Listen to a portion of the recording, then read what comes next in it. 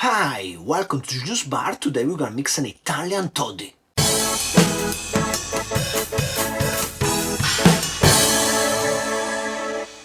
So I saw this cocktail on Rob Bala's Instagram page. He borrowed it from another Instagram page called Molly's Backyard Happy Hour. I found the combination of ingredients really interesting for a hot cocktail, and so I was like, let's try it. And in the end, it was good. So let's get down to mixing it. And the first thing we're gonna do is boil some water because it's a hot cocktail.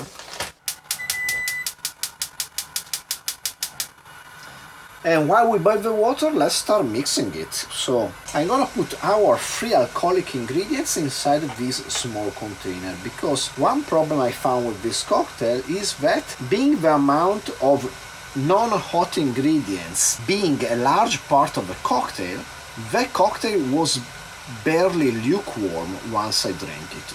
So we have to warm up these alcoholic ingredients too. So first of all, about the vermouth. I'm using Mancino vermouth in this moment. I just got it to try out instead of Antica Formula. I think it's pretty good, but I didn't do any direct comparison. And I pulled out 30 milliliters of it maybe an hour or so ago. So again, to get everything a bit more warm. And then we go on with 30 milliliters also of bergamot liqueur. In the original it was Italicus. I have this generic bergamot liqueur from Distilleria Quaglia. I actually promised you that I was gonna make a comparison between this bergamot liqueur and the Italicus, but I kinda cannot bring myself to buy the Italicus just yet. It's not that cheap. And I have a problem with the name. But more on that in a second. Then we do also 30 milliliters of Campari. And our alcoholic portion of the cocktail is done. Water is boiling. Let me pour some of this water in here, where I'm gonna insert our alcoholic ingredients just to warm up. At the same time, I'm gonna brew some Earl Grey tea. I have here this excellent Earl Grey tea from Singapore. It's the TWGT.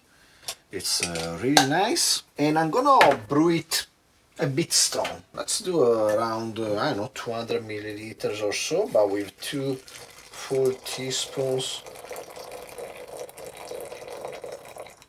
of tea leaves, and I'm gonna brew it a standard 3 minutes.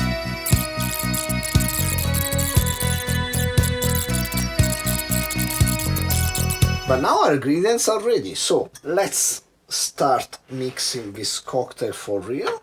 So we put our alcoholic ingredients in a mug.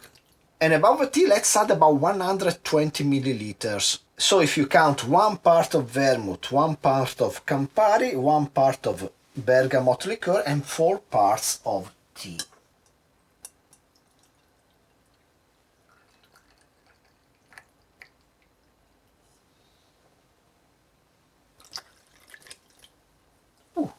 That's about perfect for this mug. Let's give it a gentle stir. It smells fantastic.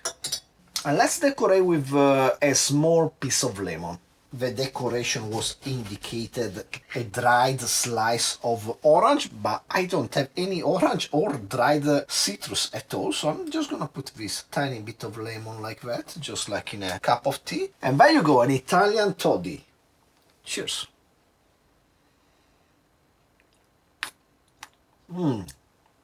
Smells and tastes fantastic. The bergamot liqueur is an obvious choice to match the bergamot present in the Earl Grey tea. This Earl Grey tea is excellent. Campari is the right choice for this cocktail. I tried also Select, but it wasn't as good. This vermouth seems pretty nice so far. And the bergamot liqueur, even though this quaglia is quite generic, is pretty good.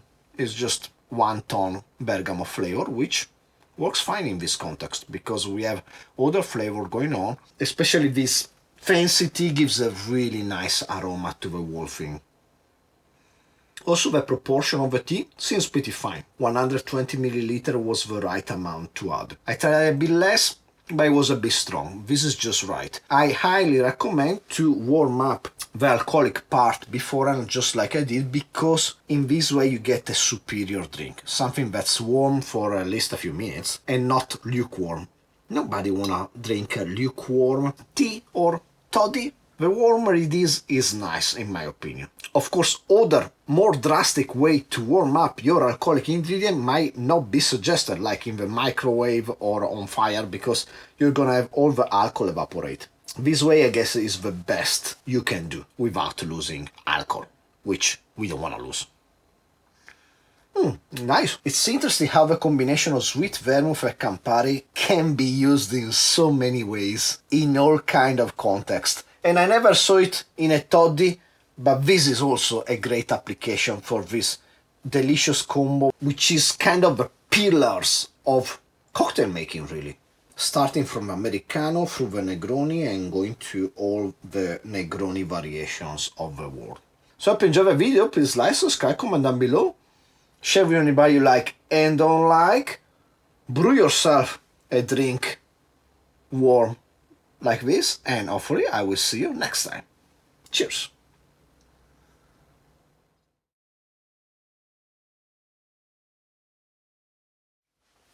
While I wait, I'm gonna tell you the Italicus, the name of the Rosolio di Bergamotto produced by Giuseppe Gallo, which is the same producer as the Savoia Americano Rosso, is a name that just means Italian in Latin. The thing is, in Italy, the only time I ever heard the name Italicus before is in connection to a train. It was called the Train Express Italicus, and it was bombed by fascist terrorists in 1974, killing a whole bunch of people and injuring even more.